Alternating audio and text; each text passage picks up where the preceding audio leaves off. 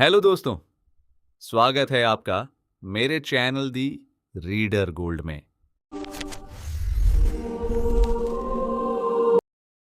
आज हम बात करने वाले हैं हिंदी साहित्य के एक ऐसे महान उपन्यास की जो सिर्फ एक कहानी नहीं बल्कि हमारे समाज की सच्चाई को सामने लाता है। इस उपन्यास का नाम है गोदान, जिसे महान लेखक मुंशी प्रेमचंद ने लिखा है। यह कहानी एक साधारण किसान के सपनों, संघर्ष और जीवन की कठोर वास्तविकताओं को बहुत ही भावनात्मक तरीके से दिखाती है। तो चलिए शुरू करते हैं।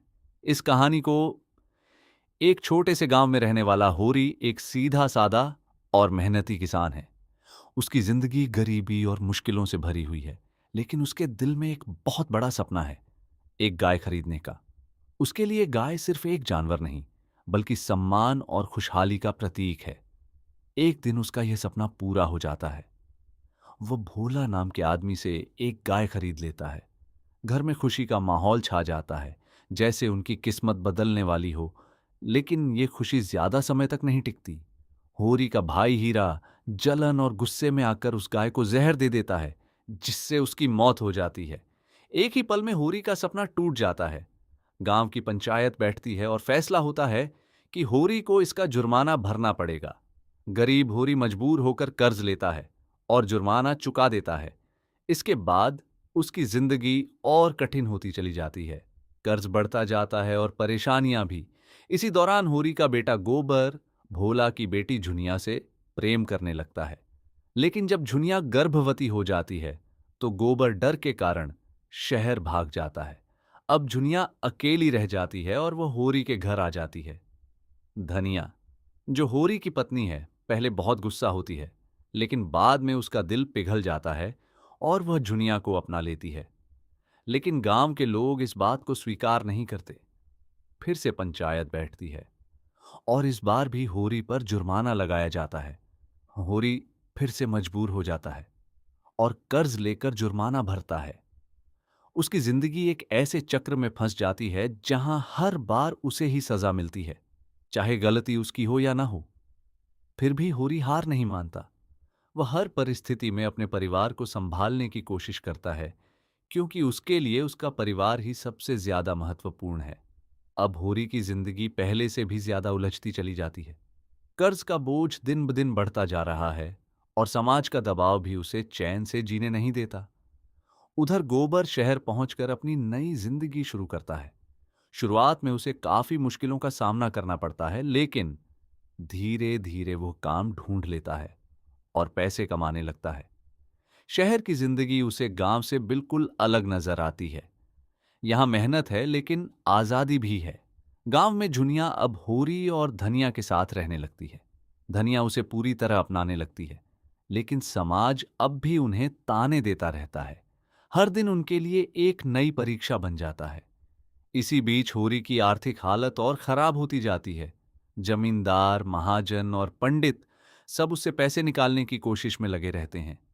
होरी हर बार दब जाता है, क्योंकि वह लड़ना नहीं जानता, वह सिर्फ सहना जानता है। दूसरी तरफ गोबर अब समझदार हो चुका है। वह शहर में रहकर समाज की सच्चाई को नए नजरिए से देखने लगता है। उसे एहसास होता है कि गांव में उसके परिवार के साथ कितना अन्याय हो रहा है। आखिरकार गोबर गांव वापस लौटने का फैसला करता है। वह अपने साथ हिम्मत और बदलाव की सोच लेकर आता है।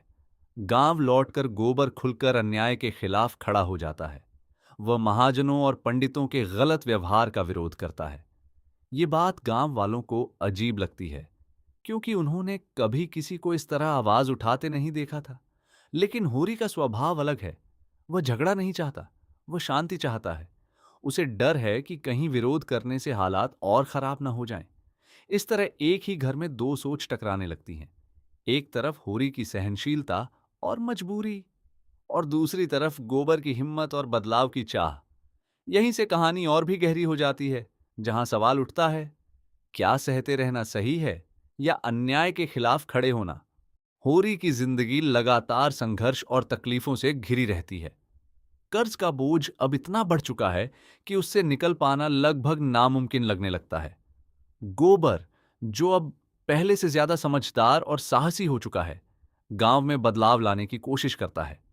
वह अन्याय के खिलाफ आवाज उठाता है, लेकिन समाज इतनी आसानी से बदलने वाला नहीं होता। उधर शहर की दुनिया में भी कई नई कहानियां चल रही होती हैं। अमीर और पढ़े लिखे लोगों की जिंदगी, उनके रिश्ते, उनका दिखावा, ये दिखाता है कि सिर्फ गांव ही नहीं, बल्कि हर जगह अपने अपने संघर्ष और सच्चाइयां हैं। गांव में होरी की हालत धीरे धीरे और खराब होती जाती है।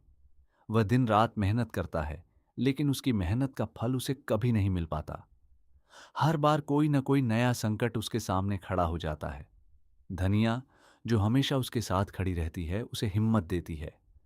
लेकिन अब हालात इतने मुश्किल हो चुके हैं कि हिम्मत भी जवाब देने लगती है। होरी की सबसे बड़ी इच्छा, एक गाय का दान करने की, अभी भी अधूरी रहती है। उसके लिए गोदान सिर्फ एक रस्म नहीं, बल्कि उसकी जिंदगी का सबसे बड़ा सपना और संतोष का प्रतीक है। समय बीतता जाता है। बीमारी, गरीबी और लगातार संघर्ष होरी को अंदर से तोड़ देते हैं। और आखिरकार वो समय आता है जब होरी अपनी आखिरी सांसें ले रहा होता है। उसकी पूरी जिंदगी आंखों के सामने घूम जाती है। संघर्ष, परिवार, सपने और अधूरी इच्छाएं। मरते समय भी उसके मन में बस एक ही इच्छा होती है, गोदान करने की। धनिया, जो हर कदम पर उसके साथ रही, इस बार भी उसका साथ नहीं छोड़ती। वह किसी तरह थोड़ा सा पैसा इकट्ठा करती है और प्रतीक के रूप में गोदान कर देती है। यहीं इस कहानी का सबसे भावनात्मक और गहरा संदेश छिपा है। एक इंसान पूरी जिंदगी संघर्ष करता है, सपने देखता है, लेकिन हर सपना पूरा हो, यह जरूरी नहीं होता। होरी की कहानी सिर्फ एक आदमी की कहानी नहीं है। यह उस हर इंसान की कहानी है जो अपने परिवार के लिए जीता है, सहता है और अंत तक उम्मीद नहीं छोड़ता।